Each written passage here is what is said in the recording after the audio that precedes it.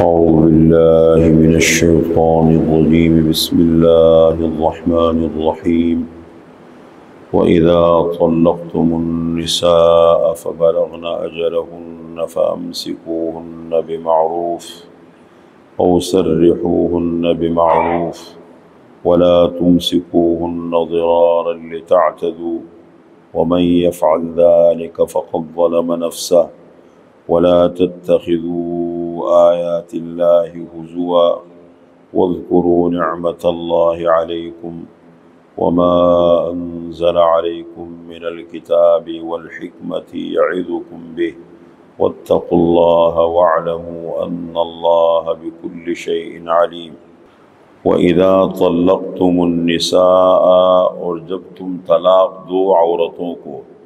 طلاق دے چکو عورتوں کو، فَبَلَغْنَا پس وہ پہنچنے لگے، أَجَلَهُنَّ اپنی عدت کو، فَأَمْسِكُوهُنَّ بِمَعْرُوفٍ پس روکو ان کو اچھے طریقے پر، أَوْ سَرِّحُوهُنَّ بِمَعْرُوفٍ یا الگ کرو ان کو اچھے طریقے پر،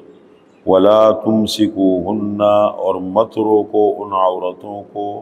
ضراراً تکلیف دینے کے لیے، لِتَعْتَدُوا تاکہ تم ان پر زیادتی کرو، تجاوز کرو، وَمَن يَفْعَلْ ذَلِكَ اور جو ایسا کرے گا، فَقَدْ ظَلَمَ نَفْسَهُ پس تحقیق اس نے اپنی جان پر ظلم کیا، وَلَا تَتَّخِذُوا آيَاتِ اللَّهِ هُزُوًا اور نہ بناؤ تم اللہ کی آیتوں کو، اللہ کے احکامات کو مذاق، وَاذْكُرُوا اور یاد کرو، نعمت اللہ علیکم اللہ کی نعمتوں کو جو اللہ نے تم پر کی ہیں، وما انزل علیکم من الکتاب والحکمت اور جو اللہ نے اتارا ہے تمہارے اوپر کتاب اور حکمت دانائی میں سے، یعظکم بہ اس کتاب کے ذریعے سے تمہیں نصیحت کرتے ہیں، واتقوا اللہ اور اللہ تعالیٰ سے ڈرو، واعلموا اور جان لو،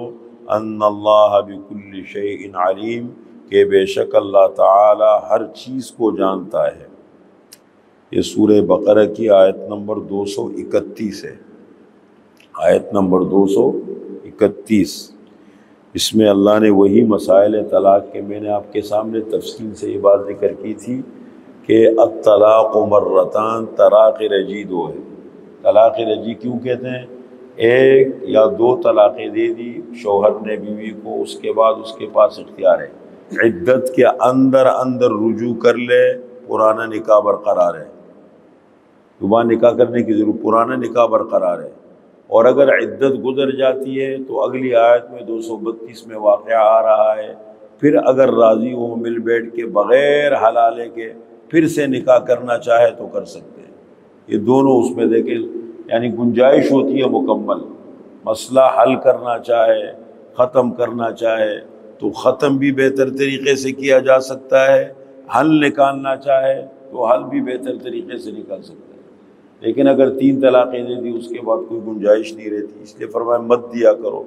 اب یہاں پر یہی مسئلہ آیت نمبر 231 میں ذکر فرما رہے کہ دیکھیں جب تم نے عورت کو طلاق رجعی دے دی، ایک طلاق دی ہے یا 2 طلاقیں دے دی اور وہ عدت کے قریب پہنچنے لگے، اب پہلے سوچ لو، اگر سمجھتے ہیں دونوں کہ ہم اپنا گھر بہتر چلا لیں گے، اپنی غلطیوں کا ازالہ کر لیں گے تو پھر رجوع کر لو، گھر بساؤ، کوئی مسئلہ نہیں۔ اور اگر سمجھتے ہیں کہ آئندہ تجربے سے یہ ثابت ہے کہ یہ گھر بسے گا نہیں، بہتر زندگی نہیں چلے گی، پھر وہی مسائل ہوں گے، جھگڑے ہوں گے، اختلافات ہوں گے، تو پھر بہتر طریقہ یہ ہے عزت کے ساتھ ان کو رخصت کرو۔ یعنی ایک کام بغیر جھگڑے کے بھی ہو سکتا ہے، اگر دین کی سمجھ ہو، اچھی تربیت ہو تو یہ معاملات بغیر جھگڑے کے بھی حل ہو سکتے ہیں، حل کیے جا سکتے ہیں۔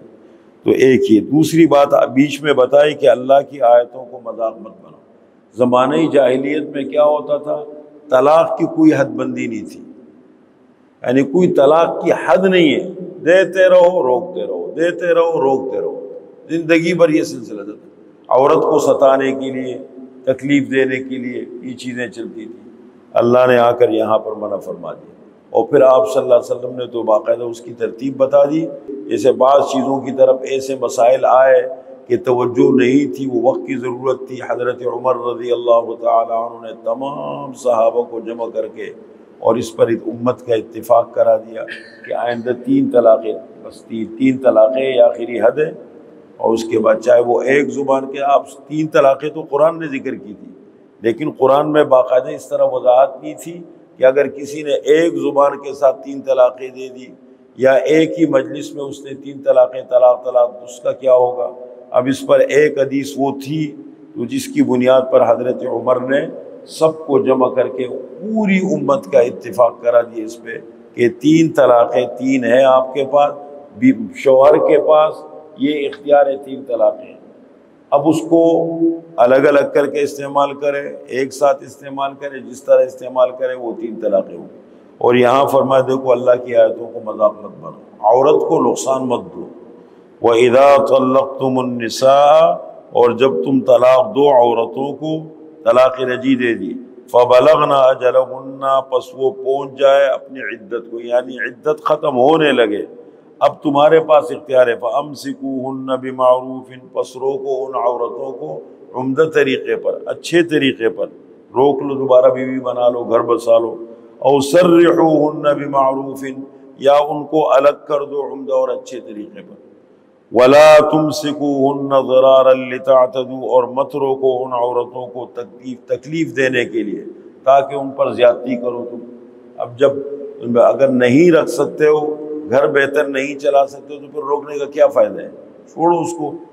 وَمَن يَفْعَلْ ذَلِكَ فَقَدْ ظَلَمَ نَفْسَهُ، اور جو یہ کرے گا اس طرح کہ عورت کو ستائے گا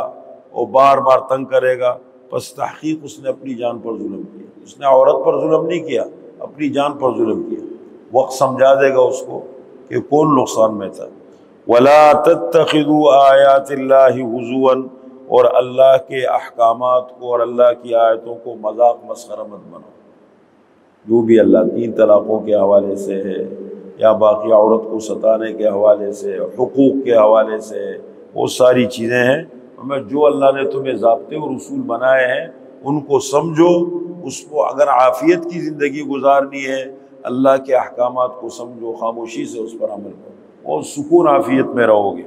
وَاذْكُرُوا نِعْمَةَ اللَّهِ عَلَيْكُمْ، اور یاد کرو اللہ کی نعمتوں کو جو اللہ نے تم پر کی۔ جب انسان پیچھے مڑ کے اور اپنی زندگی کو دیکھتا ہے، نعمتیں زیادہ ہیں، کتنی بے شمار نعمتیں ہوتی، وہ الگ بات ہے کہ ان نعمتوں کی قدر، ان نعمتوں کی سمجھ ہمیں نہیں ہوتی۔ وَمَا أَنزَلَ عَلَيْكُم مِّنَ الْكِتَابِ وَالْحِكْمَةِ يَعِظُكُم بِهِ، ایک تو اللہ نے نعمتیں کے اوپر ایک خاص نعمت، اللہ نے تمہارے اوپر کتاب اتاری، حکمت اور دانائی اتاری، يَعِظُكُم بِهِ، اس کتاب کے ذریعے سے تمہیں نصیحت کرتے ہیں۔ قرآن اللہ کی بہت بڑی نعمت ہے، عظیم نعمت ہے، یہ ہماری زندگیوں میں،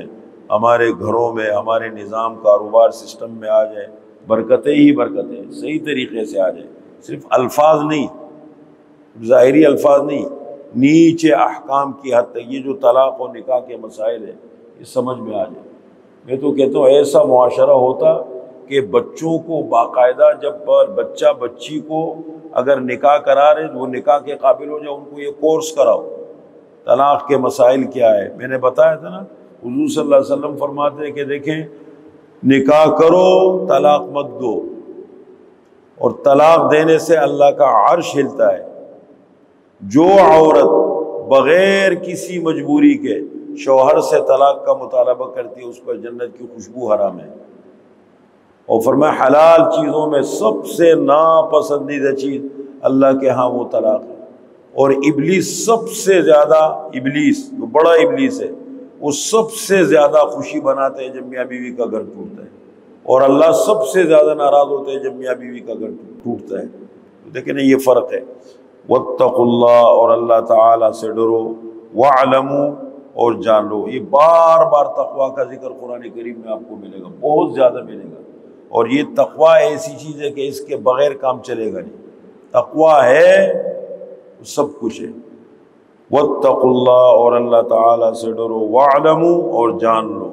ان اللہ بکل شیء علیم، کہ بے شک اللہ تعالیٰ سب کچھ جانتے ہیں۔